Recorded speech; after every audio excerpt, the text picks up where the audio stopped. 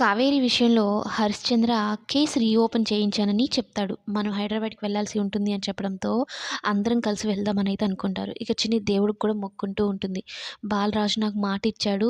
అనుకున్న ప్రకారమే రేపు మా అమ్మని బయటికి తీసుకొని వస్తున్నామనైతే సంతోషంగా ఉంటే, ఇక అందరూ బయలుదేరుతారు అనుకున్న సమయంకి అందరూ రెడీ అయ్యి వస్తారు కానీ, బాలరాజు మాత్రం రాడు.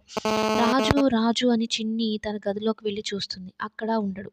మొత్తం వెతుకుతారు. ఎక్కడా కనిపించడు. అయితే ఎటు పోయాడు? ఏంటి చెప్పకుండా వెళ్ళడే? ఇప్పుడు హైదరాబాద్‌కి వెళ్ళాలి కదా! అనైతే కంగారు పడుతూ ఉంటారనమాట. అప్పుడు సరళ ఒక పెద్ద బాంబేస్తుంది.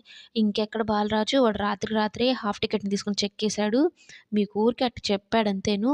లేదు నాకు మాట ఇచ్చాడు అని చిన్ని చెప్తే, మాట తప్పేవాడు ఎప్పుడైతే ఏముంది తప్పడానికి వాడెప్పుడో ఎళ్ళిపోయాడు. కావేరిని బయటికి తీసుకురావడం ఇష్టం లేదన్నట్టు చెప్తుందనమాట.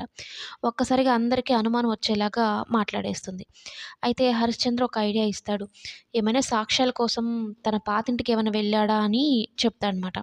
అవును అయ్యుండొచ్చు అని సత్యము, చిన్ని, హరిశ్చంద్ర ఈళ్ళందరూ కలిసి పాతింటికి వెళ్తారు. అంటే బాలరాజు ఉండే ఇంటికి వెళ్తారనమాట.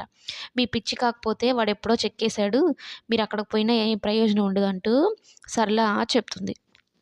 ఇప్పుడు బాలరాజు కనిపించకపోవడమే పెద్ద ట్విస్ట్‌గా మారిపోయింది. బాలరాజు ఉంటే గాని కోర్ట్‌లో సాక్ష్యం చెప్పడానికి అవ్వదు. మరి బాలరాజు ఏమయ్యాడనేది కమింగ్ ఎపిసోడ్స్‌లో చూద్దాం.